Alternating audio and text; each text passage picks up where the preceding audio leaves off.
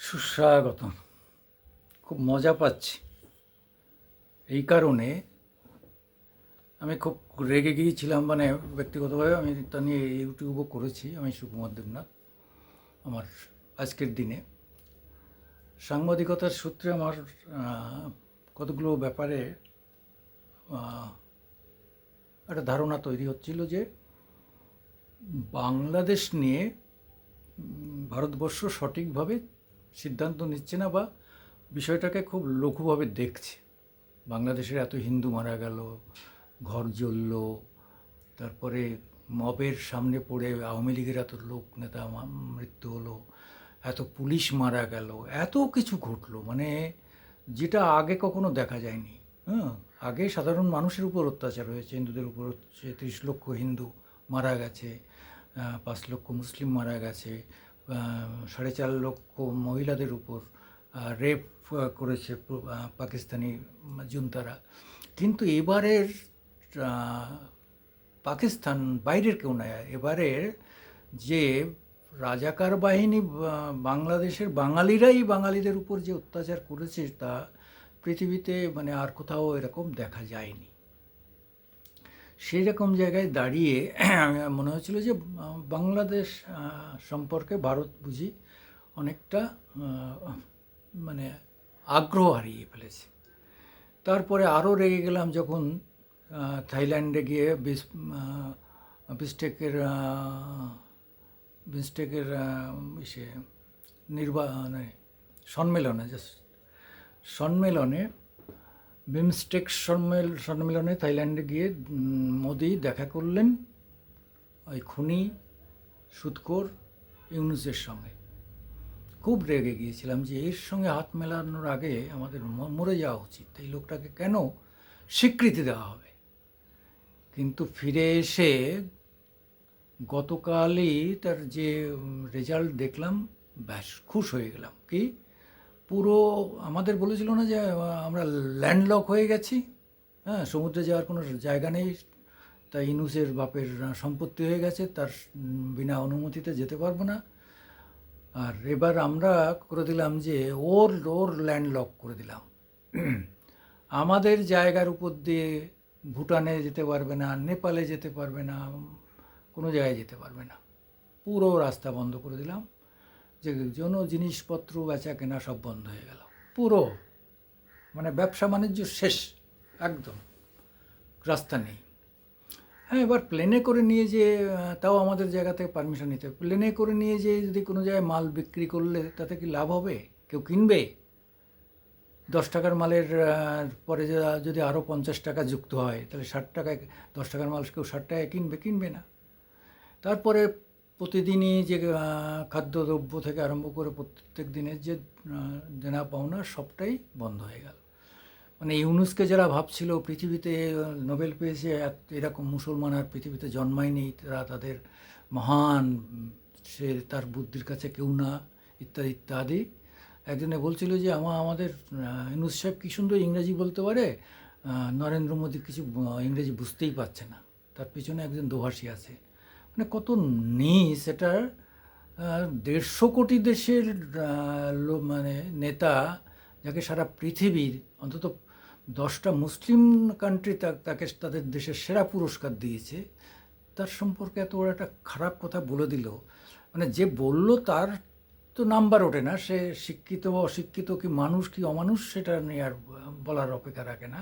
কিন্তু তার এই যে ধারণা, এই যে মানসিকতা, এই যে ক্ষুদ্র থেকে অতি ক্ষুদ্র মানসিকতা, এটা জবাব দেওয়া ছিল। সেই জবাবটা হয়ে গেল। এখন কি খাবে? জিনিসের দাম কোথায় বাড়ে দেখো। আমি তো বললাম এই অবস্থায় 3টে মাস থাকলেই মানে শেষ, ব্যবসা বাণিজ্য সব শেষ। ওখানকার শিল্পপতি যারা, তারা হয় ওখান থেকে আত্মহত্যা করবে, না হলে অন্য কোথাও পালিয়ে চলে যাবে। তারা না হলে ওই টাকা দিয়ে মব সৃষ্টি করে ইউনূসকে ওর বাড়িঘর সব জ্বালিয়ে পুড়িয়ে দিতে হবে। এখন খেলাটা হচ্ছে ওখানে সৈন্যবাহিনী এইসব অরাজকতা তৈরি করার পরে সৈন্যবাহিনী দেশটার অধিকার নেবে, এটা একটা খেলা। আর একটা খেলা হতে পারে যে সৈন্যবাহিনী এইভাবে করে চরম দুরবস্থা করার পরে যখন মানুষ বলবে যে এবার হাসিনাকে নিয়ে আসো, নাহলে আমরা খেয়ে পরে বাঁচতে পারবো না, তখন এখান থেকে হাসিনাকে নিয়ে যেয়ে আবার টপ করে এই সিংহাসনে বসিয়ে দেওয়া যাবে। এর দুটো রাস্তা আছে, এই ছাড়া বাংলাদেশের তৃতীয় কোনো রাস্তা নেই। একদম মানে চাপতে চাপতে ঘিরতে ঘিরতে এমন জায়গায় এনে ফেলে দিয়েছে, আর কোনো রাস্তা নেই। মানে ইউনূসের সমস্ত খেলা শেষ করে দিয়েছে গতকালই একটা ছোট্ট একটা ডিক্লারেশন দিয়ে আমাদের বিদেশ দপ্তর, যে বাংলাদেশ আর আমাদের ল্যান্ড ব্যবহার করে ভুটান নেপালে যেতে পারবে না, ব্যবসা বাণিজ্য করতে পারবে না, কোনো অবস্থাতেই যেতে পারবে না। জানি না আর একটা জিনিস বাকি রাখলো কেন, সেটা দু একদিনের মধ্যে হতে পারে, যে নেপালের মধ্য দিয়ে আদানিরা না, নেপালের মধ্য দিয়ে যে বিদ্যুৎ সরবরাহ করছে নেপাল, বাংলাদেশে বিদ্যুৎ বিক্রি করছে, সেই বিদ্যুৎ যাচ্ছে কিন্তু আমাদের জমির উপর দিয়ে। আমরা পারমিশন দিয়েছি, তবেই কিন্তু ওখানে বিদ্যুৎ ঢুকতে পেরেছে নেপাল থেকে।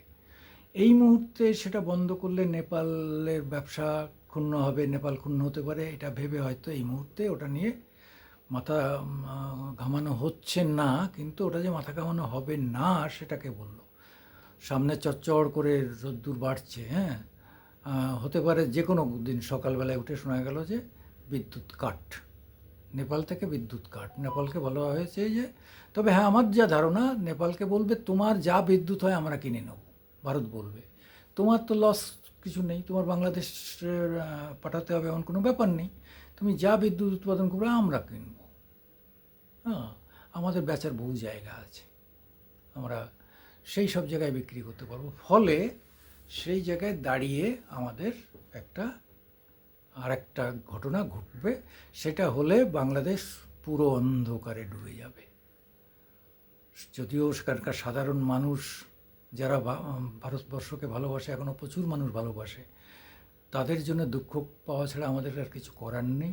কেননা তারা কষ্ট পেলে আমরাও কষ্ট পাবো, কিন্তু আমাদের কিছু করার নেই। কেন, তাদের বর্তমান এই যে উপর থেকে টপকে পড়া এই যে ইউনূস, এদের যে উপদেষ্টা, হ্যাঁ, মানে অপদেষ্টা, ওকে অনেকে বলে অপদেষ্টা, এই অপদেষ্টা যে কী করে দেশের মানে সর্বনাশ করে দিয়ে যাবে, সেটা বোঝার সময় হয়েছে।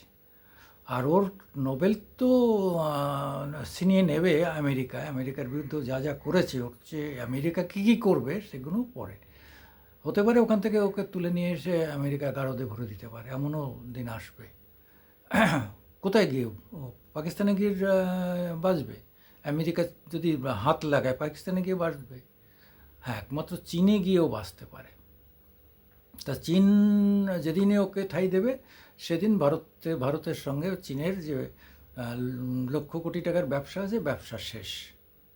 সেদিন থেকে তার ব্যবসা, এখন যদি ইউনূসের জন্য তারা ব্যবসা বাণিজ্য সব লস করে ইউনূসকে নিয়ে লাফালাফি করবে, আমাদের কিছু যায় আসে না। আমাদের চীনের সামগ্রী না পেলে আমাদের চলে যাবে। তবে চীনের মার্কেট, চীনের যে এত উৎপাদন কোথায় বেচবে সেটা দেখা যাবে।